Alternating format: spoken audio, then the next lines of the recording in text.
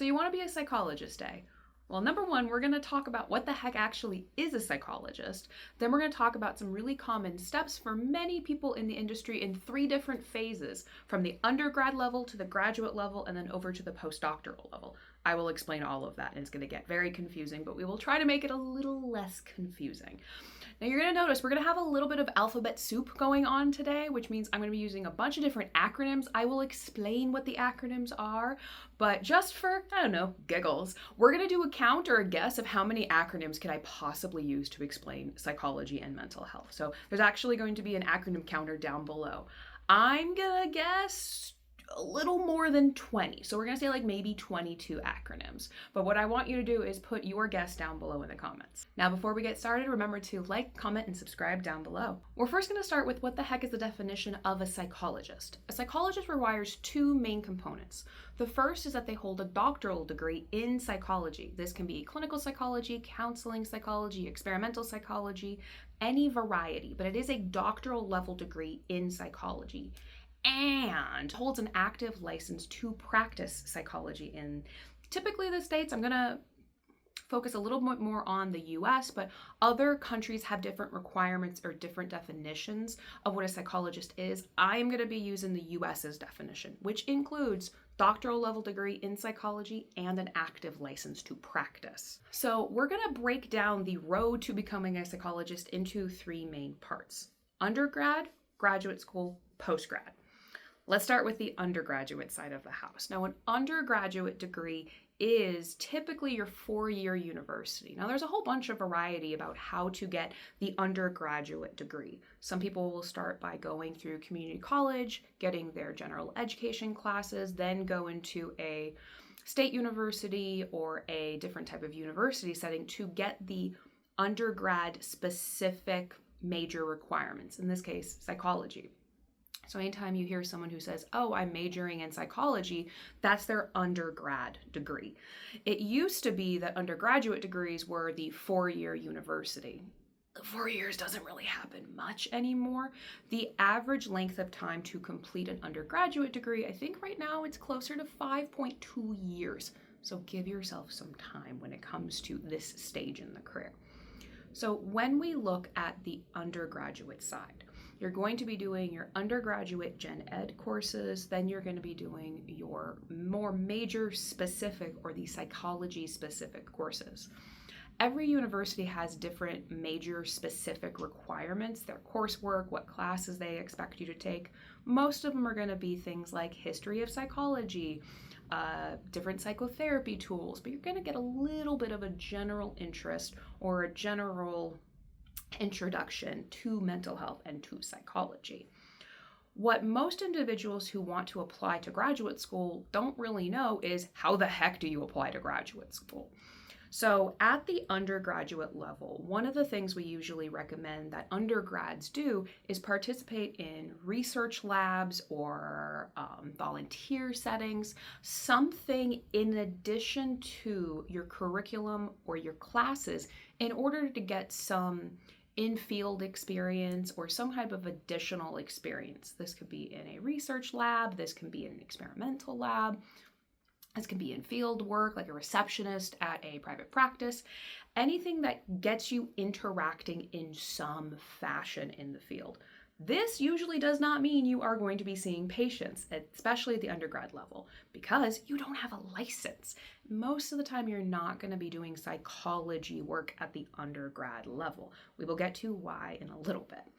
But typically for my students or anyone who's thinking about going into psychology, you want to look at getting some additional research or lab experience at that level.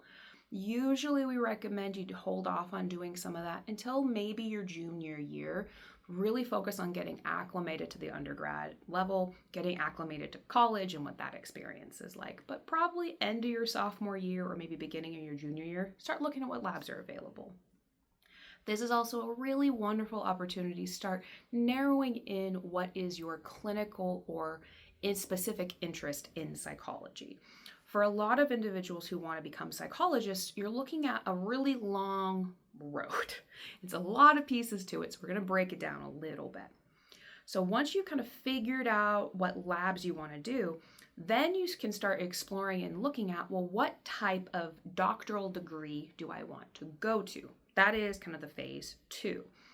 Here is the thing, though, about graduate level programs. There are more than just doctoral level programs. So at the graduate level, you have master's degrees, and then you have doctoral degrees. So master level degrees are usually 2-year programs. These are programs that you focus on a variety of different training experiences, additional curricular experiences, but they are a 2-year program. At the end of those 2 years, then you receive a master's degree. At the doctoral level, you're looking at programs anywhere between 5 to 7 years on average. So you have a big chunk of time devoted to that program.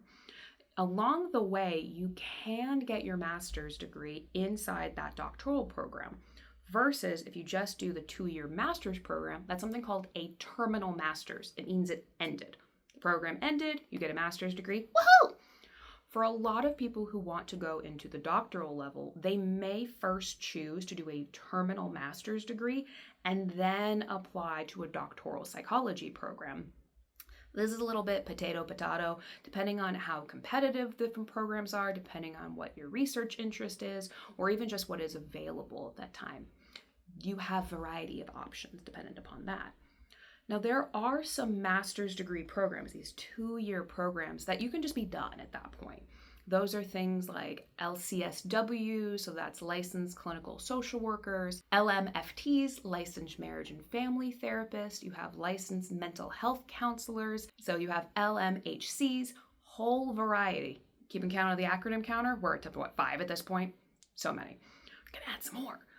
We're not going to spend too much time right now talking about the master's level programs. We are going to be looking at those doctoral level programs, but knowing that those master level programs are also a really great option. But here is the thing. Remember how I said a little earlier that in order to be a psychologist, it has to be a doctoral degree in psychology and a license? Master's level clinicians are considered therapists, not psychologists. Individuals who go through those doctoral programs and complete them are the only ones who are able to utilize that title once they get their license. We are going to focus more on the doctoral programs.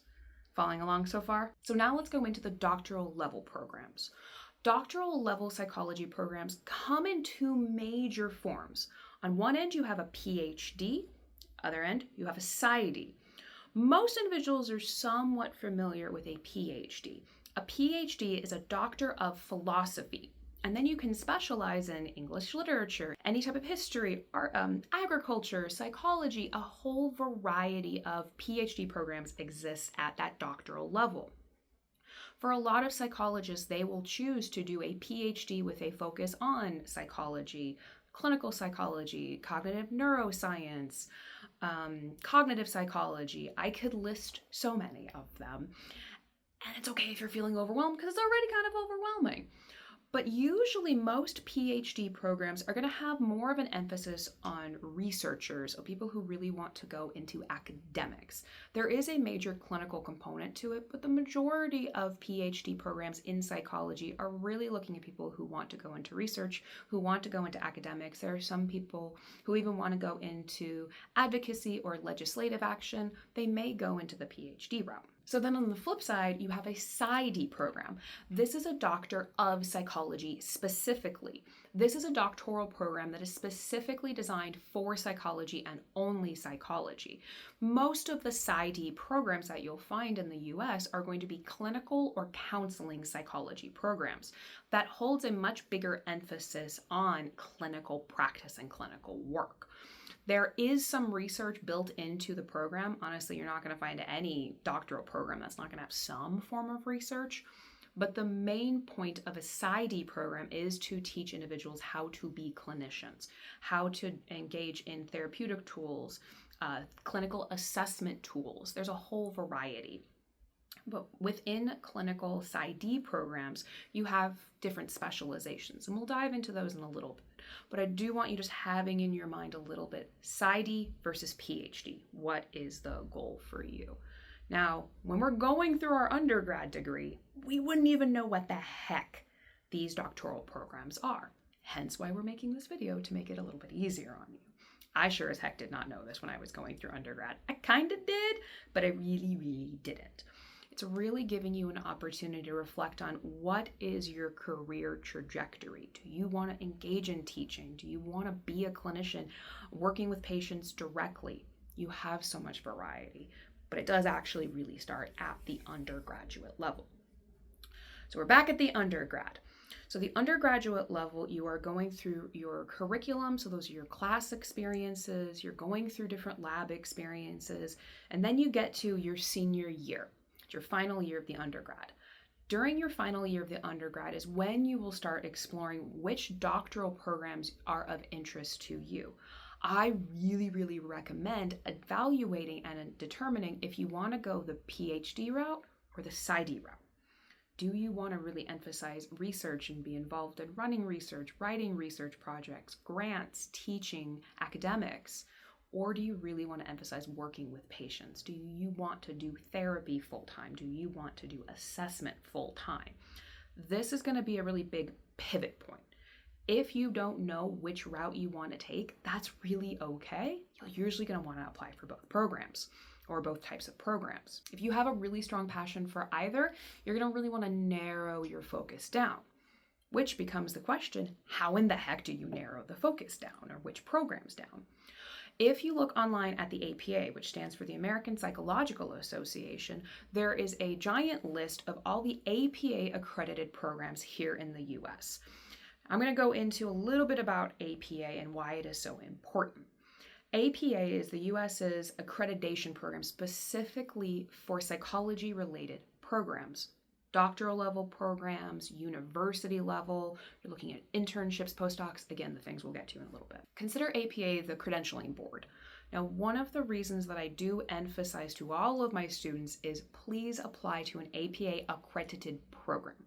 The reason for this is that all of these programs have gone through rigorous training, rigorous evaluation of their program, really looking at are they meeting APA standards. If a program is not APA accredited, that is going to follow you for the rest of your career, because then you will have to explain to state boards, to other programs, why your program should be considered equal to an APA program. It is just a giant headache, and I would rather you not to have to do a headache after all of these years.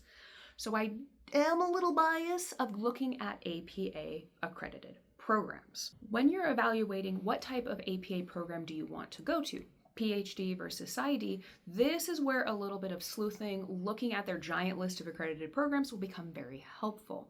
I usually recommend for my students evaluate how important location of the program is, because honestly, you're going to be there for 5 to 7 years. Location of where the program is can be really impactful.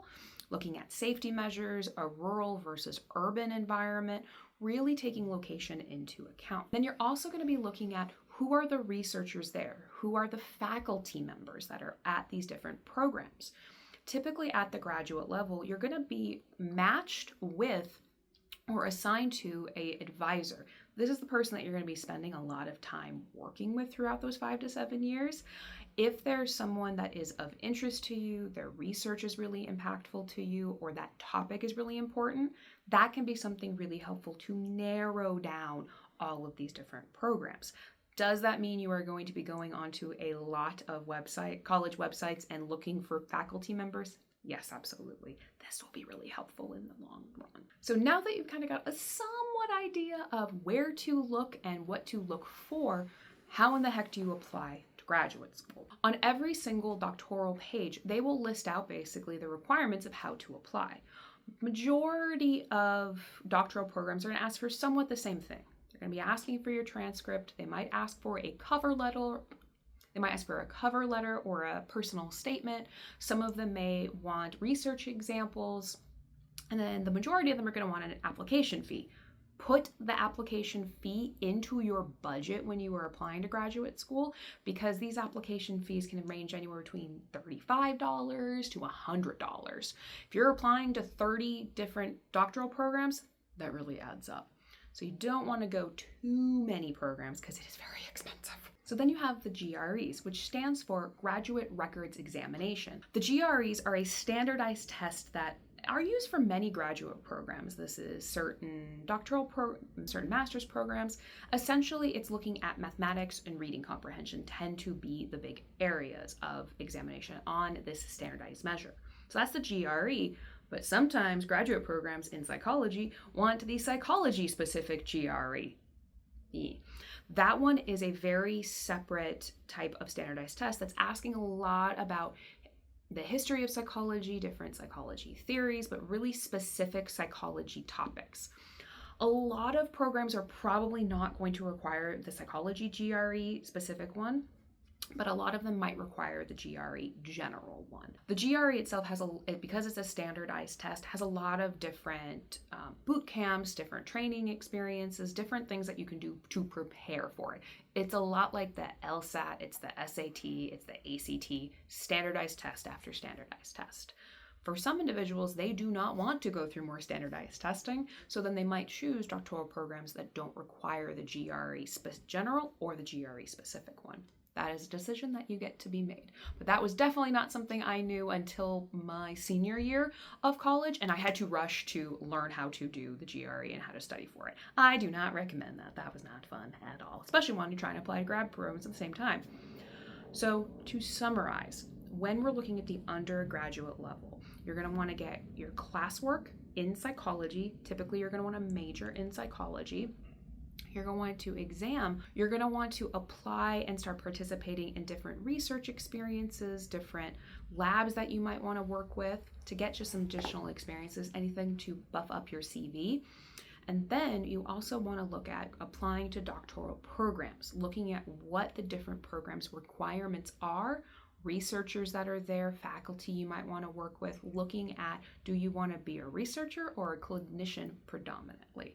Those are a lot of really big decisions. So once you have made those initial decisions, then you are going to apply to graduate programs. Graduate programs at the doctoral level usually open their applications in late-ish fall and usually have them be deadlined right around the holiday season. So then once you submit everything at that point, then all of that material, all of that application material goes back directly to those graduate programs.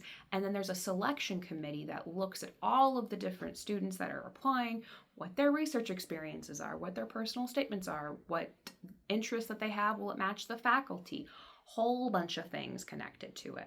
Every program is going to do things a little bit differently, but typically what's going to happen is you'll have a selection committee who will review all of your information, and then you'll get a yay or a nay for an interview.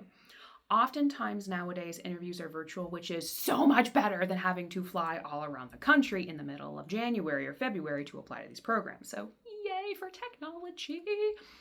Then you are going to apply to these programs, hopefully get an interview, and after the interview, then the next phase will happen, which is when the selection committee will take all of that information and they will determine whether they're going to give you an offer. Usually offers happen anywhere between February to April of your senior year, ideally. So this is usually in that springtime. Then doctoral programs usually begin in that fall. So maybe you'll get a summer off, which would be really nice. But most of the time you are going to know whether or not you got accepted into programs in the spring. There might be some programs that will have a wait list, so you won't really quite know until it gets a little bit closer in summer, which is very anxiety provoking. But most of the time you're going to know in the spring. That is a lot of stuff to be doing at the undergraduate level. But for the most part, that's what the whole process is going to look like at that undergrad level. And then you get to graduate, and then you get to be done with phase one. So you might be asking yourself, how the heck do you determine whether or not I want to go into a master's program or a doctoral program? One of the biggest differences, at least historically, between master's level clinicians and doctoral level clinicians, aside from just the length of time in school you're going to spend, is looking at scope of practice. It is very possible to be a very skilled clinician at the master level and the doctoral level, but oftentimes what has historically happened is master's level clinicians are not allowed to engage in assessment measures. We're talking psychosocial, we're talking neuropsych assessments, we're talking forensic assessments. These are the more in-depth assessment measures that have been within the scope of practice of psychologists at the doctoral level. One of the biggest reasons is assessment just takes so much additional training and time. You're not going to be able able to get that at the master's level within a 2-year program. So for individuals who have any interest in going into assessment, whether it be child and adolescent assessment, looking at individuals on the autism spectrum disorder, it could be neuropsych assessments, so wanting to work with older adults, looking at dementia or Alzheimer's related conditions, you're going to probably want to lean a little bit more on the doctoral level. But for many individuals who do want to go on the clinical side, looking at, do I need a doctorate? Not really. In order to be a clinician, to be a therapist, you usually just need at least a master's degree, which you will then get a license for. For some individuals who really want to specialize in their direction of psychology, they will then choose to get a doctorate in psychology. We have this newer program within the master's realm that is looking at a master's in psychology specifically. That is a newer master's degree that is still coming out and right now. So I'm hoping that we'll get some really cool research and information on how those individuals are working at the master's level. For some individuals, finances is just a huge thing. There's a huge difference financially between a 2-year master's program and a 5 to 7 year doctoral program. Finances should really be taken into consideration thinking about going into these different types of programs, along with what is the direction of your career. Most individuals who want to teach are going to have to get to the doctoral level because the majority of doctoral level programs, they are going to be required through APA, remember good old APA, in order to teach doctoral level psychology students, you yourself need a doctorate. So if you're really passionate about teaching, you're going to probably need to go into the doctoral level. If you want to teach at the high school level or the community college level, a master's degree actually is an option at that level as well. It really just depends on which direction you want to go to. So you've gone through undergrad, you have made it through and survived the application process, and now you are going to start graduate school. Anxious and overwhelmed already? Yeah, pretty much. The majority of doctoral level psychology programs are going to start in the fall. You're going to be part of what's called a cohort. Cohort is a group of individuals who begin at the same year. So same time, same year, these are your people. Depending if you're going to go through a PhD program or a PsyD program, the size of your cohort might really vary. For most PhD cohorts, you're looking at anywhere between maybe 3 to 8 people. Because PhD programs do tend to historically take less students, they tend to be more competitive, which results in smaller cohort sizes. PsyD programs, however, really can vary depending on size, but they do tend to be a bit bigger. So my PsyD program that I went to, we had 27 people in our cohort. So it's much bigger compared to the PhD. I really enjoyed having a lot more people and a lot more peers to go through that experience with, and it also provided a little bit more collaboration because there were more of us who were in our specialization. For PhD programs, because the cohort sizes tend to be a little bit smaller, you're literally stuck with these people, and you may have less people who have shared interests or who have shared opportunities or shared research interests. For some people, they really enjoy that because less competition. But I really think we're all in this together. Let's reduce and avoid the competition as much as possible. So you will enter into a graduate program with your cohort. These are going to be your people. You're going to spend a lot of time with these individuals. Your first year of a doctoral program is only curriculum. You are just going to be taking classes. One of the things that I really like about these accredited doctoral programs is the entire next few years of your life are written out.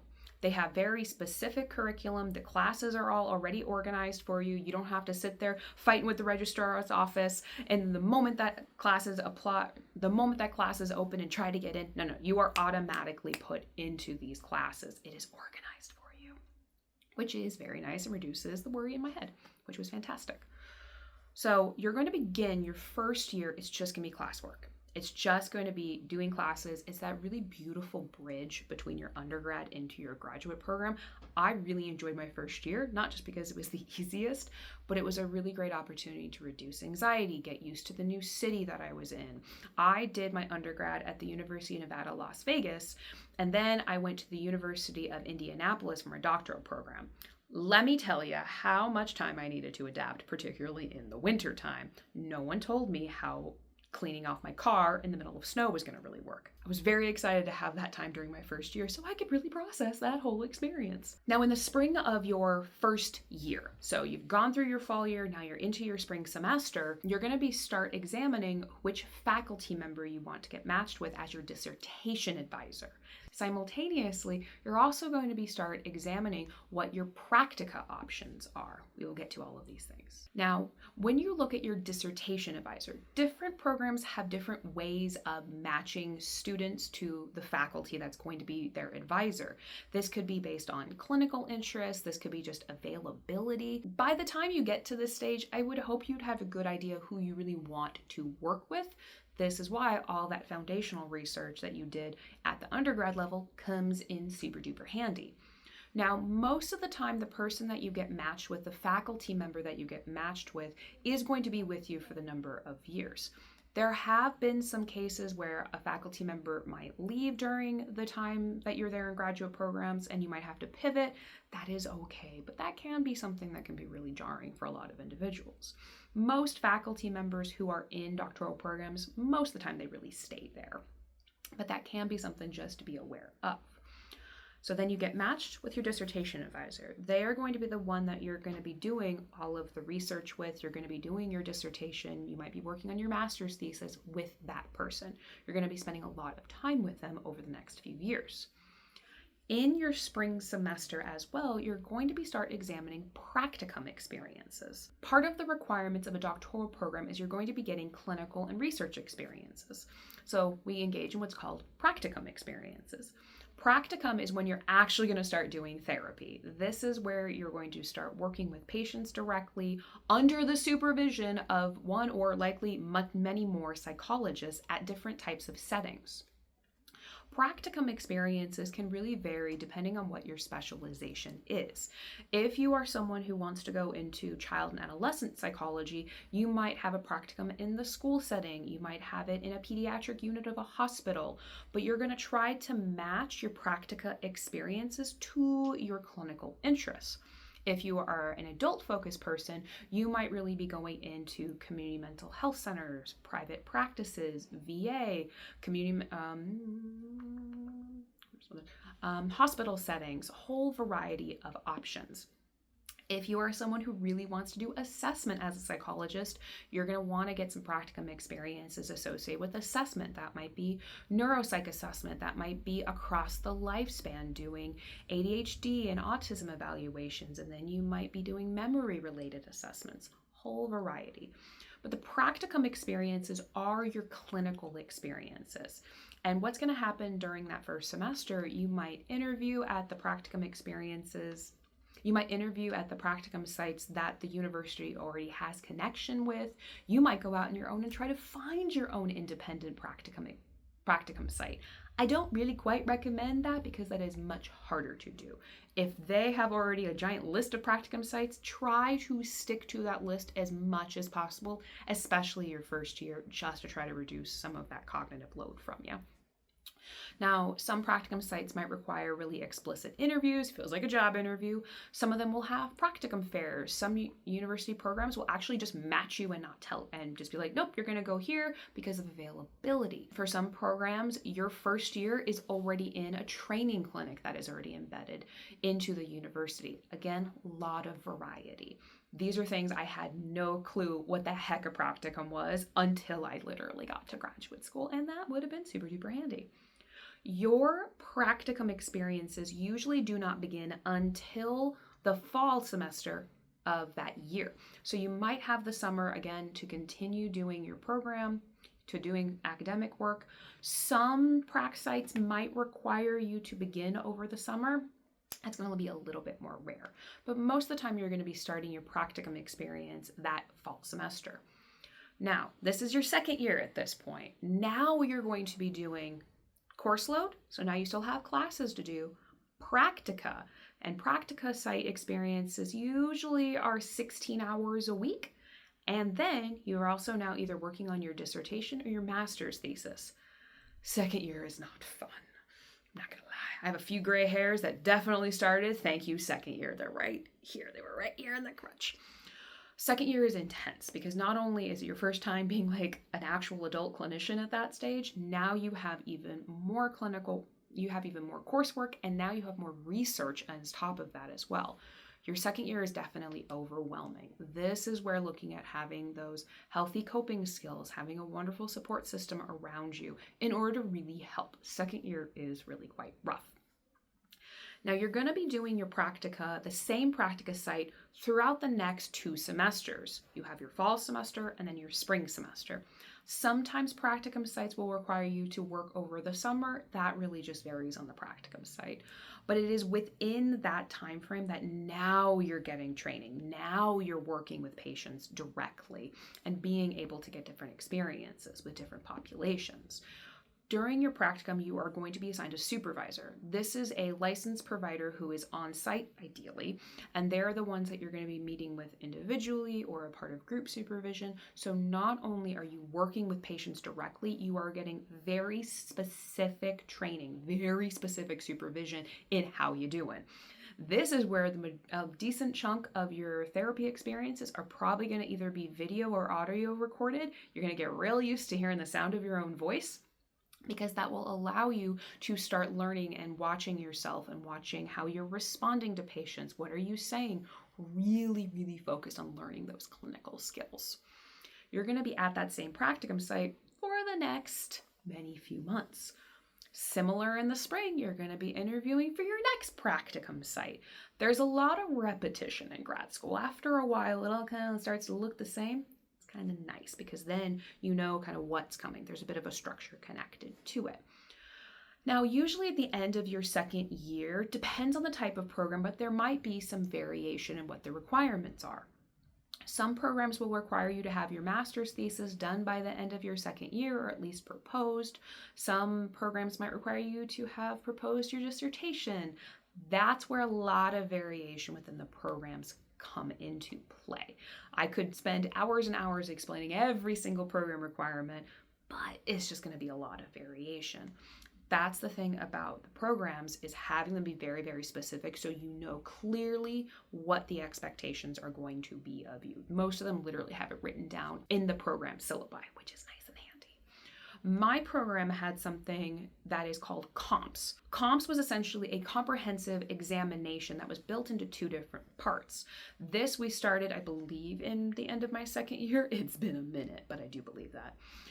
First, COMPS was a comprehensive case analysis using one of the cases from my practica, really looking at how are we case conceptualizing patients, what information are we gathering, how are we gathering them, how are we thinking about patients. So it was a written document. It was a bunch to do. That was the first one. And then we had comprehensive exam number 2, or COMPS B as we called it. And this was a multiple choice test that was designed to replicate or give us some exposure to the licensing exam that we would have to do later post-grad. We will deal with that one a little bit later, but that was a really important part of my grad program, at least. Some grad programs don't have a comprehensive exam. They just have a master's thesis, or they just have dissertation.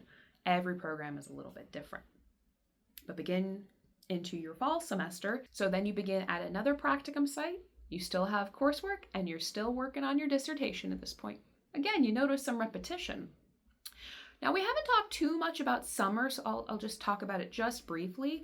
The majority of doctoral programs, you are going to be in the program during the summer. There are no more like really summers off. You might notice having a lower course load over the summer, but graduate programs are year long. You're with them the entire year. So it's not like just a fall and a spring semester. No, it's fall, spring, summer, fall, spring, summer. You're with that throughout the year. Again, very well organized, which is handy dandy. So when you are in your graduate program, when you are in your doctoral program, the length of time is going to vary a bit.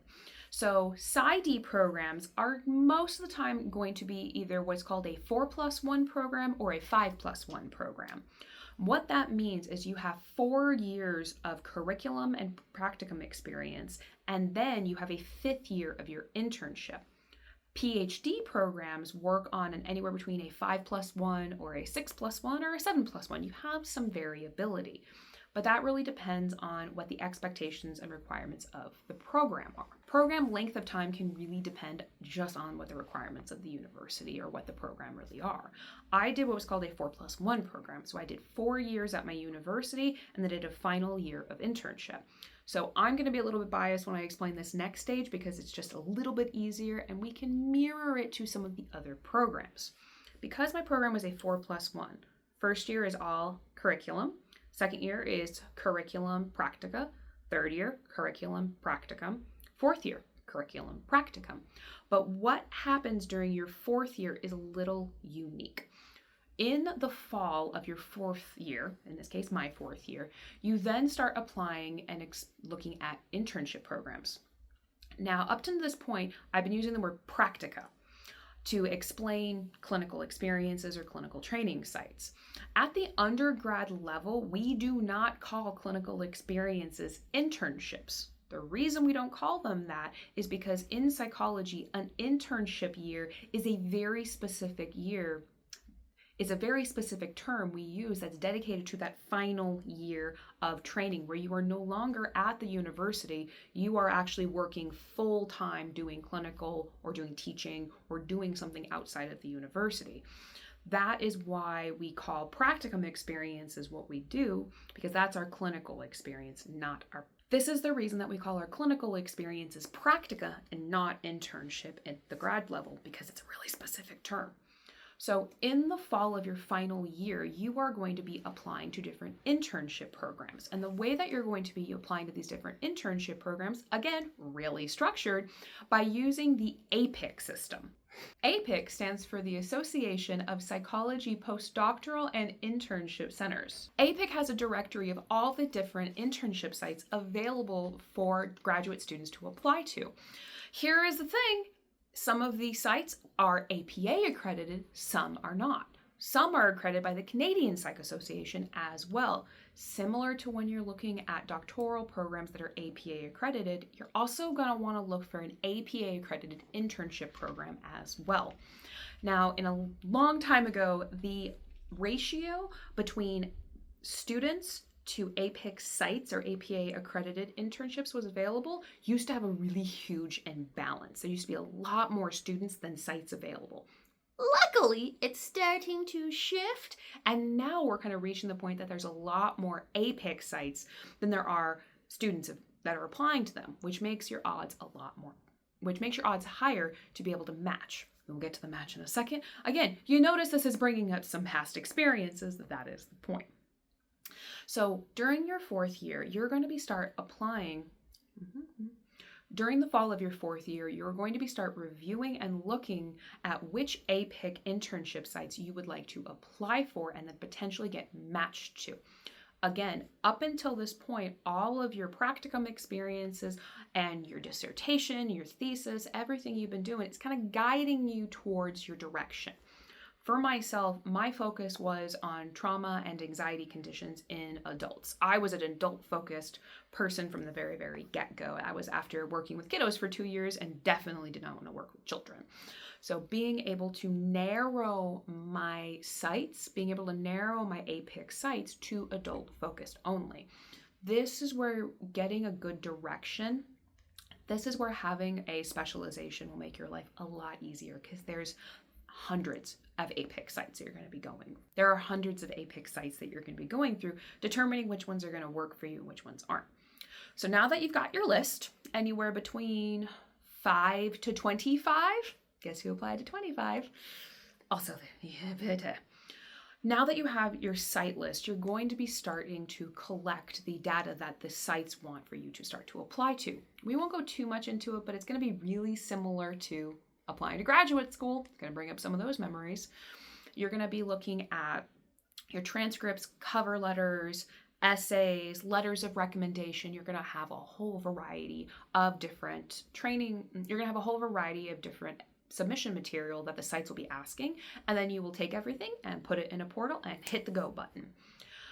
Similar to graduate school, this is all happening in the fall of that final year. So think of your final year of grad school similar to your final year of undergrad. Similar process of applying. So similar to undergrad, now you've submitted all your material. All that material goes over to a selection committee. They will make the determination if they would like to interview you, which then they will do usually in the January, February time of that spring semester.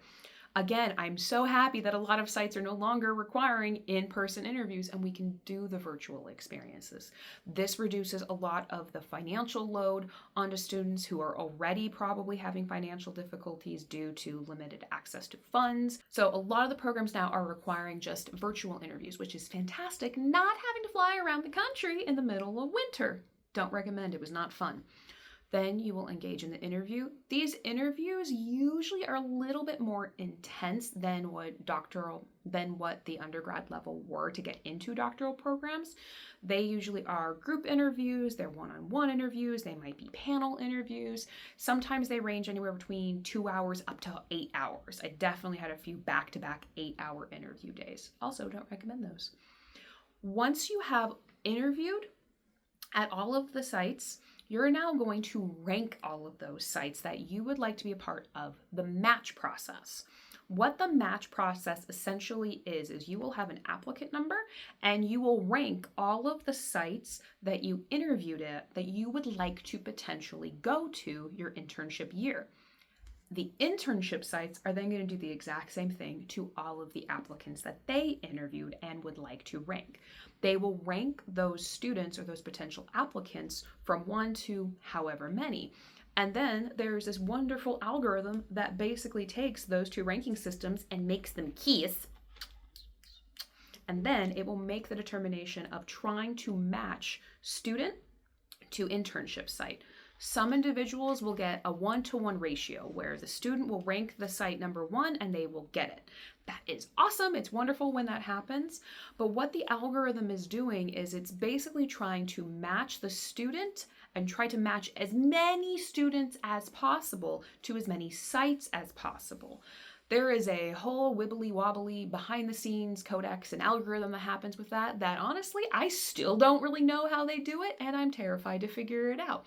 But that is actually what is happening. You don't have really too much say on specifically which site you are going to be matched to. So long as they are on your ranked sites and submitted, you could potentially go there. Even if it's your 20th site, that should be on the list as a potential option. So if there is a site you do not really want to go to, please do not rank it because there is always a chance that you can go there. For those of us who are pretty anxious, this is one of the worst times in your graduate school, and I will never lie to you. Again, there's a lot of gray hair from your 4th year as well because you don't have a lot of control over it. Again, really emphasizing your mental health, really looking at what you need during this time is very important. So then you have match day. Match day happens early in that spring semester where you will be told whether or not you matched with a site. If you matched with your internship site, yay! You now have a match site. If for any reason that you were not able to have the match happen in the way that you would like it to, you then have what is called phase 2 of the whole process, where you basically do it all again, but in a much quicker process, where you will have a list of the sites that were not matched with students, and then you just apply again. Usually it's the same material, so it's not like you have to start completely from scratch, and then you will quickly do more interviews, and then there'll be a second match day. For individuals who don't match at phase 2, what does that essentially mean? It means that you're going to do it all again the next fall. And whilst that would suck, we want to try to make sure that that doesn't happen, at least as much as we can control. We just try it again. There's a whole bunch of processes involved with it, but this is why we are so grateful that the ratio is really starting to change, where there are more sites than there are students. Because back in the day, it used to be so imbalanced that 50% of grad students wouldn't match on match day and they'd have to go another year. This creates a really huge pipeline issue for psychology because that means another year of training, another year of not being in the field, and that can be really detrimental to our psychology field. So I'm really so excited that we don't have that much of an imbalance anymore. So let's say you have matched in your spring semester. Now you are nearly done. Hopefully by this point, you are getting closer to defending your dissertation. You are almost done with that giant research project. This is probably the only summer you will have off for a little bit because the majority of internship sites are not going to start until the July, August, maybe even into the or maybe even into September of the year. Now, your internship site is a full year. So if you do start in July of that year, you're gonna pretty much be there until July of the next year. Once you get your match, then you can start making arrangements. For some individuals, they have matched to a site that is 3,000 miles from their grad program. Does that mean you're gonna be moving 3,000 miles away? Yeah. My internship site was in North Carolina, so I moved over the summer of my 4th year from Indianapolis over to North Carolina. That was a fun summer. Again, very different environment. Humidity does not go well. Then your internship year is just work. It's just clinical practice. At this point, you have run out of classes to take. Now you are just diving straight into full-time clinical practice, usually around the 80 hours per week. Sometimes it's a little bit more. We hope it's not more than that, but most of the time it's that like full-time clinical work. Again, you're going to be having a supervisor, you're going to have group experiences, group supervision, whole variety. Now, depending on what type of internship site that you're at, you may have anywhere between 1 to 2 other interns a part of your new cohort, or you may have even more than that. I believe I had 6 on my cohort, which is again a really good amount. In your internship experience, you're going to be there for a year, really getting intensive training on whatever your specialization is. Mine was in PTSD focus, so that was where I got all of my training, really intensive training experiences there, wonderful clinical practice. You'll be there for a year. This is the year that things calm down at least a smidge, which was kind of nice. However, during your internship year, as you're starting to wrap up, again, here's that fall semester all over again. In the fall of your internship year, this is where you're going to start examining whether or not you want to go have a postdoctoral fellowship or residency. Again, more training experiences. We'll get to that in a little bit. But most of the time, this year is going to be designed to specifically focus on your clinical training, your direction for the future of your career. A lot less of coursework is going to be happening here. In the fall of your internship year, you will be either applying to doctoral programs or full-time job positions. Now, this is starting to change a little bit right now in the way that psychology programs. Some of the states are allowing interns to apply for the ABPP. Stands for the Examination for Professional Practice in Psychology. This is our state licensing exam. Some states have historically not allowed students to take or applicants to take the ABPP until their postdoc year. This is starting to change, potentially allowing applicants to take it during their internship year, which is fantastic. Again, helps a lot with pipeline. But usually, again, this is all fall and springtime is going to be happening on your internship year. So if you are interested in getting additional hours for your postdoc, if you're interested in getting additional specialized training, during this time, you are going to be going right back to the handy-dandy APIC site and looking at the specific postdoctoral residency or fellowship programs. Think of it as an additional specialized training year, but similar to how we just applied to how we applied to graduate programs, how we applied to internship programs, we're going to be applying to postdoctoral programs as well. You'll be doing the same thing, submitting a lot of different material, being able to having the selection committee determine whether or not they want to give you an interview. You will interview, and then you will have another match. This match is a little less algorithmic. Usually at the postdoctoral match, it's probably just a phone call and like an offer of, do you want to go to our postdoctoral site? That one was a lot easier, and that one I really did enjoy. So your final year of internship, you are now wrapping up your clinical experience. Your dissertation is hopefully done by this point. And when I say hopefully, please have it done during your internship year. Once you start wrapping up that final year of internship, you are almost done. You are so close to getting that doctorate. Most internship sites will sign off and say that you are getting close to completion. That way you can put in the paperwork at your grad program to apply for graduation. Now, what graduation means is you can either walk in different ceremonies, there's different deadlines from different programs, but most of the time your degree, your doctoral degree, is not conferred. And what conferred means is the date that it is certified and says, I am done. That doesn't happen until you have been signed off by your internship site. So even if you want to walk in a ceremony that may happen up here in May or during the summer, your degree is not confirmed until you are done with your internship. Once you are done with your internship, then you can go into phase 3, which is the postgraduate level of training. Have I lost you at all yet? Because now we're many, many years past this. So into phase 3, which is the postgraduate year. Your postgraduate year is going to be a little bit similar to your internship year, except this time you are no longer affiliated with your university. You are actually no longer a student in the traditional sense. You are still a trainee because you are what is now considered a postdoctoral level provider. That means you are postdoctorate. You are not a psychologist yet, though. Remember what I had said a little earlier? Psychologist is someone who holds a doctoral degree in psychology and an active license. Welcome to the postgrad. When we look at your postgraduate year, very similar to your internship year, this is just additional training. This is just really honing in on your clinical skills, your research skills, what you are doing. Most postdoctoral fellowships or residencies are 1 year, but there are some that are 2 year. When you're looking at neuropsychology or geropsychology, most of their postdoctoral training are going to be 2-year requirements.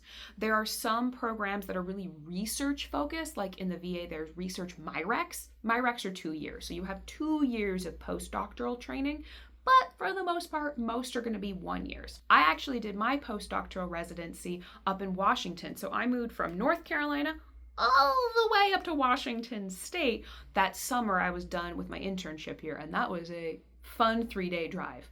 I don't recommend that at all. But your postdoctoral year is when you get additional specialized training, and is now where you can start studying for the AAPP and start then applying for state licensure. Depending on the state that you may want to go to and where you might want to start practicing, different states are going to have different requirements. This is where going to APA accredited doctoral programs, going through APA accredited internship programs is so important, because a lot of states require that you either go to an APA program or you have to then provide every single... But if you don't, you are now going to have to provide every single syllabus for every single class that you have ever gone to. And let me tell you, it is a giant pain in the booty. So whilst there are some phenomenal programs that are not APA accredited, there's some great programs in Canada, there are some phenomenal programs in Scotland and Edinburgh and the UK and different parts of the UK. If they're not APA-based programs, it is a giant pain in the booty. If you're seeking licensure in the US, it is a big pain in the booty, and we do not want you to have to go through that. So different states will have different requirements, but for the most part, you're going to be taking the AAPP. You might have what is called a jurisprudence exam. This is looking at different state specific requirements. Again, you're going to want to look just at your state psychology board. They will list everything out for licensure requirements. During that final postgraduate year, you're going to be doing that licensing, ideally. And then hopefully during that year, you get licensed, which means that you have passed the ABPP, you have passed any additional state requirements like the jurisprudence exam, and then you submit all your documentation for the state board. They evaluate you during their meeting and they go, this person is good to go. Some states require you to have a number of postdoctoral clinical hours. That can be 500 hours over the course of a year. That might be 3,000 hours. Once you have completed all of those state requirements and you have your license in hand, you are now officially a psychologist. Are you overwhelmed by how long that is going to take? If so, yes, welcome to the club. But that is a heck of a long journey. So when you think about would you ever want to go through this journey, it is a commitment. It is something that is going to be pretty close to a decade of your life. For some individuals, they might do it in a shorter amount of time. For some people, it might take a little bit longer. But I usually tell people, if you have interest in becoming a psychologist, this is a 10-year plan or more at this point. For myself, and I can only speak for myself, at the undergraduate level, that one took me 3 years. I was able to have the opportunity to work over the summer, I was able to have the opportunity to take a lot of courses over the summer, and I got done really quickly because I knew I wanted to go into a doctoral program. So my undergrad was 3 years. I went to a 4+1 PsyD program. And then I did my postdoctoral residency that final year. So if my math is right, we've got a 3 + 4 + 1 + 1. I feel like that scene in Clue of 1 + 2 + 1 + 2. 9. Yeah. So for me, start to finish was 9 years, from the moment I stepped on campus in my undergrad to the moment I stepped off campus from my postdoc residency. It was a 9-year process. Fun fact, there's even more things that happen after that, but that is for a later video that you've already been sitting here listening to me do this for quite some time. One of the things I really love about being a psychologist is it allows me the opportunity to engage with the patients that I feel most passionate about, the issues that come up, different advocacy opportunities, different teaching opportunities, really matching my career to what I love the most. I did not know most of these things when I was at the undergrad level, and I kind of wish I did. If I had known, would I have done something differently? Absolutely not. I might have re-specialized into what I do now within my focus on anxiety, sexual health and functioning, and trauma. I may have started that a little bit earlier, but I would have gone through the exact same process. I kind of wish I didn't have to do it in such a cold climate, but I kind of had no say in that. And that's why I am back here in Vegas, because I do not like the snow. So whenever you are thinking about the journey that you want to go on, I am a huge advocate of go into it with fully informed consent. This includes grad school. So if you have made it to the end of this video, thank you so very, very much. And I hope you at least learned something about grad school. I hope I didn't scare you too much off of maybe attempting to apply. And if I did, well, maybe that was a good thing, because I wish someone had told some other people of that. So if you have any questions about anything I discussed during today's video, feel free to put a comment down below and I will do my very, very best to answer it. YouTube is also going to recommend some additional videos right up in here, so check those out. And also, I wonder how our acronym counter is doing. Thank you again for watching and have a good day.